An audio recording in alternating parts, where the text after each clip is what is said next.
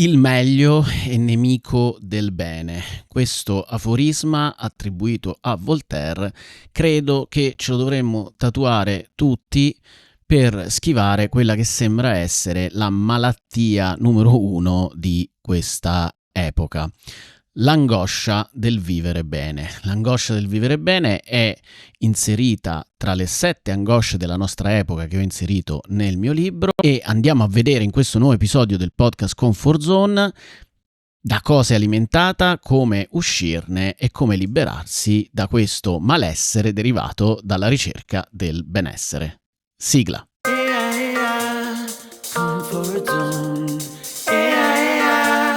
Comfort Zone. Comfort Zone.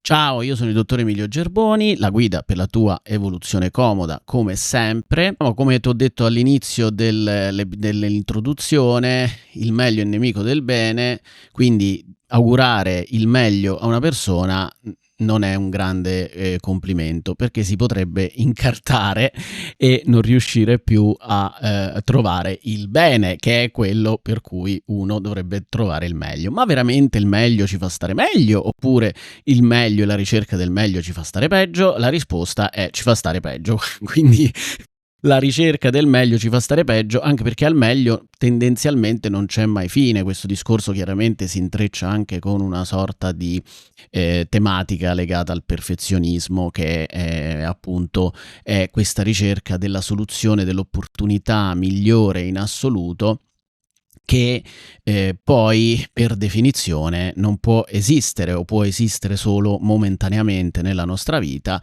e poi essere sostituita da qualcosa di meglio. Quindi questo fenomeno va a scatenare nel nostro cervello una problematica, diciamo un cortocircuito, che ci impedisce di stare bene, no? Ma è semplicemente una trappola, quindi come ogni trappola, conoscendola e sapendo come gestirla, permette di non cadere nel tranello e quindi di saltarne fuori. E in questo caso io non entro nella pianta carnivora, mi ci tuffo se riconosco che è una pianta carnivora. Una volta che ci sono dentro, diciamo che è un pochino più difficile tirarmi fuori da questa pianta carnivora.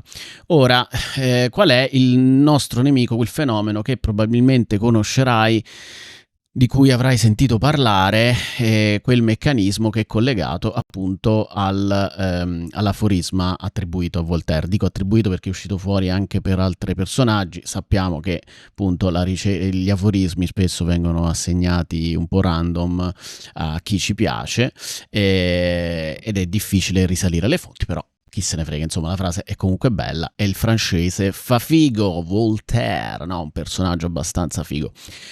Quindi dicevamo, qual è il meccanismo che è collegato a questo malessere, che io ho chiamato l'angoscia del vivere bene, no? Ho individuato le 7 principali angosce nella nostra epoca, che sono delle vere e proprie ossessioni, che sono collegate a questa emozione dell'angoscia. Spesso noi parliamo di ansia, ma l'angoscia spesso è quella più precisa come terminologia da utilizzare per quello che sentiamo emotivamente dentro di noi che si sta muovendo, perché è un'emozione molto più complessa. L'angoscia del vivere bene è appunto questa necessità, questa doverizzazione, questa ossessione per fare una vita che possiamo considerare goduta, vissuta bene, come se appunto questa anche retorica alimentata dal una vita degna di essere vissuta, cioè abbiamo solo una vita, quindi si sposta tutto su una sorta di edonismo come dovere sociale per essere una persona degna di rispetto e ben vista e quindi ben considerata dagli altri e ai propri stessi occhi. Quindi sto facendo qualcosa di figo, non sto facendo qualcosa di poco interessante, di stimolante, di alternativo e così via. Poi dipende insomma da quale tipo di visione siamo dentro, che una cosa può essere vista bene da una persona e vista male da un'altra. Tutto questo viene, diciamo, ingigantito ed esasperato da il meccanismo che viene chiamato FOMO. La FOMO è l'acronimo di Fear of Missing Out, cioè la paura di essere tagliati fuori e di non cogliere un'occasione.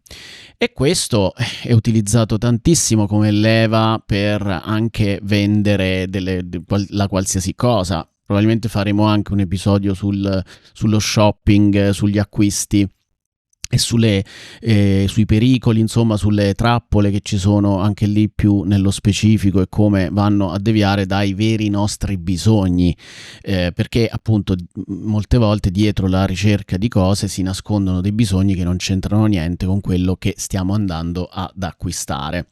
Quindi la FOMO cosa fa? Fa sì che noi innanzitutto entriamo subito in uno stato d'animo di ansia, angoscia, come dicevamo. L'ansia, la paura, quindi è collegato a una paura di perdere qualcosa che poi ci porterà a rimuginare, a rimpiangere, a sentirci sbagliati, difettosi, il senso di colpa, vergogna. Vai a vedere anche l'episodio in cui parlo della vergogna e del senso di colpa, che sono meccanismi sempre centrali in qualsiasi forma di malessere, e diciamo che se ci si libera di quelli siamo al 90% della nostra libertà, perché noi qui stiamo togliendo un microchip dal cervello, ricordiamocelo sempre. È entrare in uno stato d'animo in cui le nostre decisioni sono già difficili, sono già rese qualcosa di veramente tremendo dal punto di vista come se sbagliamo cadiamo in un precipizio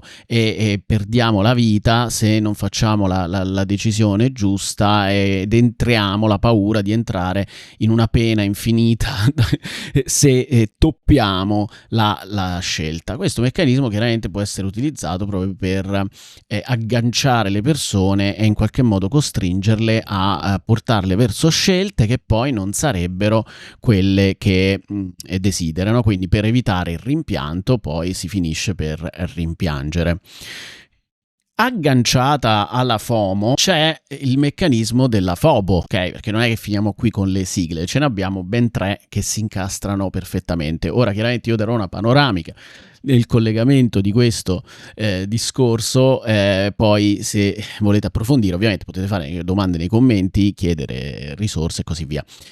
La FOBO, cos'è la FOBO? Come si differenzia dalla FOMO? La FOBO si differenzia in quanto è la paura di perdere la migliore opzione.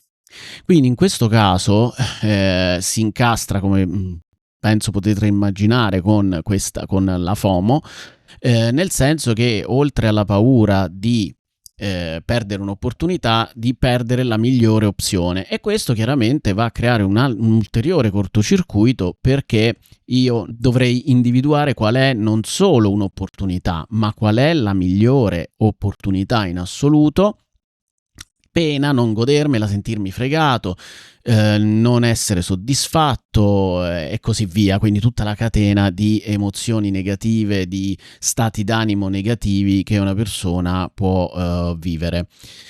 Tutto questo, infine, può condurre alla FODA. Questa forse non l'hai sentita come sigla, e la FODA è praticamente la paura, cioè il rimanere bloccati per paura di sbagliare. La FODA è sostanzialmente l'acronimo di Fear of Doing Anything, paura di fare qualsiasi cosa. Quindi alla fine l'incastro che si genera tra FOMO e FOBO fa sì che io vada in una paralisi totale e non mi riesca più a muovere e a compiere scelte. Quindi rimango bloccato, paralizzato, frizzato e non decido più nulla per me, quindi rinuncio alla scelta, un po' come l'asino di Buridano, no? Che di fronte a due paglie di fieno, una a sinistra e una a destra, tra cui scegliere, non sa quale scegliere, muore di fame. Quindi chiaramente con due scelte, due paglie di fieno che sono pure uguali, e non si capisce perché quell'asino si deve sta fermare a non sceglierne una, che probabilmente erano equivalenti, anche perché spesso c'è un'equivalenza proprio nelle scelte, quindi ci andiamo a incartare, ma proprio perché siamo in uno stato d'animo alterato, di angoscia, di ansia, che non è reale. tutte queste parole, non so se ci hai fatto caso, tutte queste sigle iniziano con la F, che è non è quella che stai pensando tu, è la F di fear, cioè di paura, sono paure. Quindi in realtà già il trucchetto è quello che noi prima di tutto dobbiamo rientrare da uno stato di paura, dobbiamo smontare quella paura che poi si traduce in un'angoscia perché scattano tutti i processi, tutte le paranoie, tutti i catastrofismi che sono ad essa collegati, no? E tutti noi vediamo quotidianamente come si cade in questa trappola anche per determinati meccanismi biologici, tra cui il fatto di essere un gregge, quindi di appartenere, l'appartenenza, di non essere tagliati fuori, che sono poi collegate alle altre angosce della nostra epoca, che chiaramente a catena sono una collegata all'altra. Se vivo bene, sono salvo dalla punta dell'iceberg e in fondo poi ci sono a catena tutte le altre che si vanno a scatenare, ma che puoi vedere nel mio libro, oppure ci farò un altro episodio prossimamente sulle altre angosce. Fammi sapere se è un argomento che ti può interessare. E dicevo, lo vediamo tutti i giorni questo meccanismo anche con le news, l'inseguimento di news quotidiane o di appunto eventi che vengono venduti come l'evento storico, tipo il concerto di Ultimo, dove alla fine cosa succede? Che io, pur di dire c'ero, vado a rischiare, se non a andare in sicurezza, di non godermi minimamente lo show, anche perché molte persone si sono, come dire, l'hanno visto da... Se io da casa posso dire di aver partecipato al concerto di Ultimo, perché come distanza più o meno stavamo lì, perde il vero senso di quello che noi andiamo a fare, no? Sappiamo da quanto tempo è criticata l'idea cioè il fatto di essere in un posto e di la paura di perdere quel momento, l'immagine, quindi la paura di non esserci in quel momento fa sì che poi non ci siamo, perché dobbiamo catturare quel momento, lo facciamo col telefono e quindi non siamo più lì, e a quel punto basta che ci vediamo i video delle persone online e siamo a posto. E molti penso che siano arrivati proprio a questo punto qui. Ma c'è anche la smania di commentare, di esserci, e quindi per esempio un film come l'Odissea, uscito adesso, no? Recentemente, ha portato le persone anche semplicemente per dire: ma fammi vedere un po' che cosa mi sto perdendo, no? Questo è un meccanismo che porta al successo. Se per qualcuno diventa un tema che io dico almeno devo esserci stato a vedere quella dimensione lì, e poi a esprimere i propri commenti più o meno randomici e inesperti o esperti su una cosa. Questa dinamica, questo meccanismo perverso che va ad alterare la nostra capacità decisionale, a rendere impossibile molte volte la scelta, interviene su tutti i livelli della nostra vita, e rendendoci persone estremamente insoddisfatte, frustrate, perennemente alla ricerca di qualcos'altro che speriamo che ci farà sentire finalmente appagati. E ovviamente no, perché se no i meccanismi vuol dire che li abbiamo superati. Per essere appagati dobbiamo smontare, non essere più ostaggi di questi meccanismi che, come ti dicevo, vanno a rovinare tutte le cose più importanti della nostra vita, come per esempio le relazioni. Attualmente le persone non sono mai soddisfatte del proprio partner, o comunque lo mettono continuamente in discussione, perché ci potrebbe essere un partner migliore di quello con cui si ha, perdendo l'attenzione sulla costruzione, sull'investimento nel costruire una relazione appagante, non tanto a decidere se la persona va bene o male. E questo quindi porta poi a non godersi non solo le persone, ma gli eventi, le situazioni, le amicizie, il lavoro, dove si vive, e non si mette mai un punto, non c'è mai un centro di gravità permanente, perché tutto è messo perennemente in discussione, e forse sarà proprio che il metterlo in discussione che lo rende spiacevole e non gradevole, come invece potrebbe essere quando ci si mette l'anima in pace e si cerca di prendere quello che si ha e si possiede.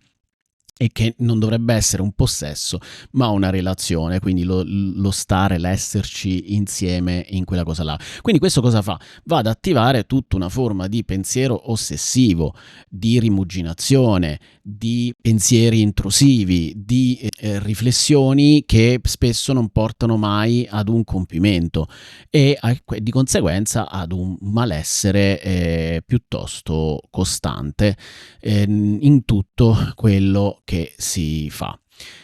La direzione per uscire da questa dimensione è quella che io spesso definisco la direzione del fare schifo felicemente.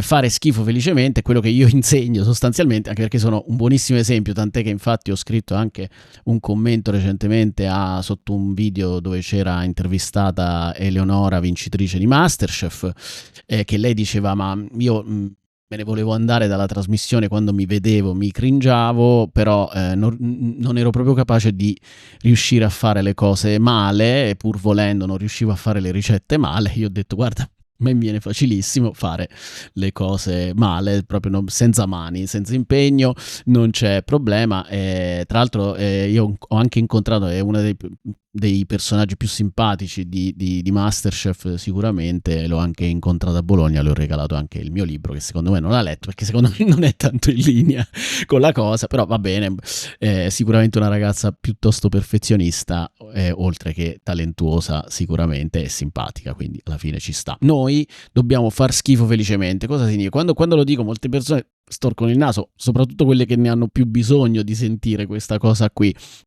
Il discorso è questo, che se io non posso fare schifo, quello che succede è che sono costretto ad andare bene, che poi fare schifo chiaramente diciamo che potrebbe essere una percezione esterna, cioè facciamo schifo a un'altra persona, ma semplicemente stiamo andando più in linea con il nostro orientamento, gusti personali più profondi, e che nemmeno sono spesso una nostra scelta.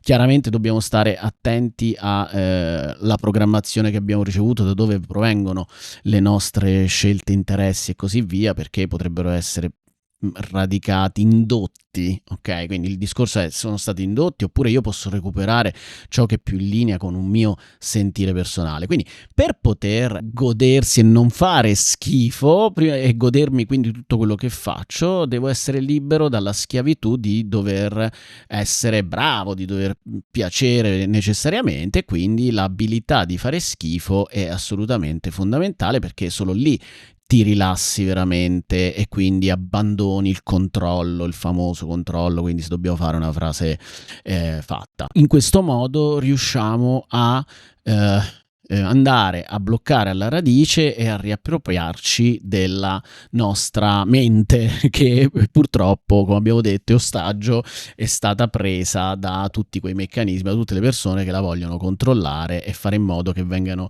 indirizzata dove si vogliono loro e non dove sarebbe più naturale per noi.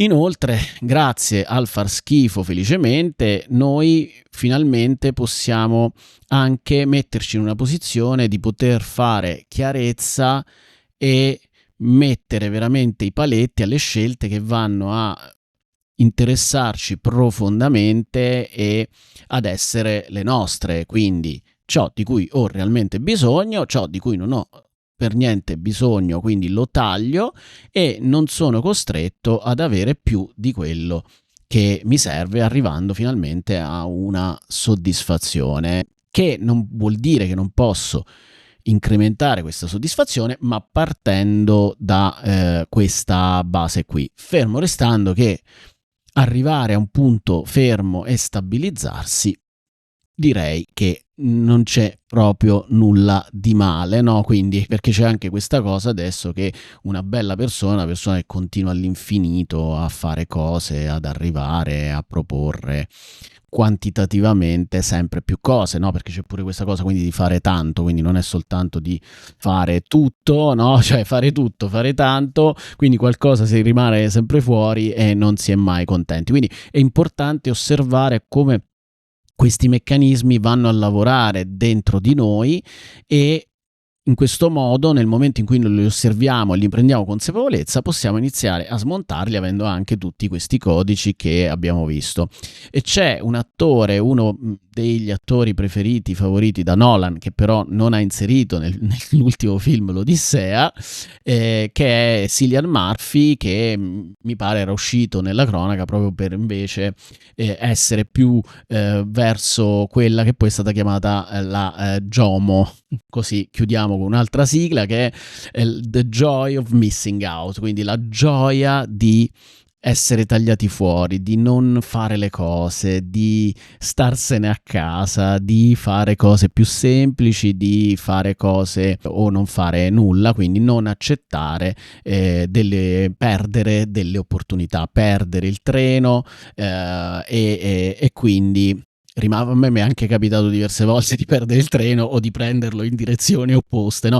E tra l'altro è sempre divertente vedere le scene di quando salgono le persone che rimangono bloccate nel treno perché magari stavano accompagnando oppure si accorgono di aver sbagliato direzione, c'è quel panico, lo so, sembra un po' sadico, però se la vedi nell'ottica che non succede niente di che, mi fa ridere, mi è capitato pure a me, ho riso anche di me stesso di aver sbagliato il binario, quindi ogni tanto appunto prendiamocela meno sul serio questa vitaccia, ragazzi, questa vitaccia. Quindi chiudo questo episodio un po' per chiudere il cerchio con una citazione di Paulo Coelho che ci dice: quante cose mi sono lasciato sfuggire solo per paura di perderle.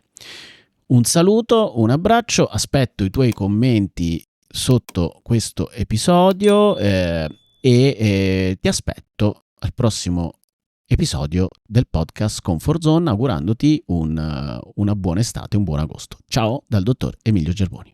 Stay cushy, not pushy. Ciao. Avete ascoltato Comfort Zone, il podcast del dottor Emilio Gerboni. Per accedere ai contenuti extra del podcast, registrati gratuitamente sul portale della Scuola di Evoluzione Comoda di Quiet Mood all'indirizzo www.quietmood.academy.